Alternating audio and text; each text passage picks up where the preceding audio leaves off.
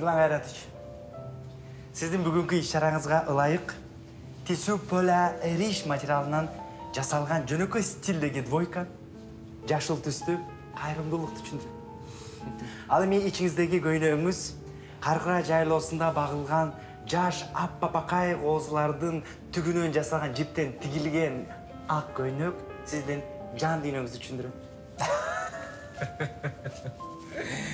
Айтасың да я. Ал мен сіздің жетіңіз Айгүл гүлін үзбей тұрып аға қонған арының шубосына қосылған эфирный мускус. Кімді айтырыңыз?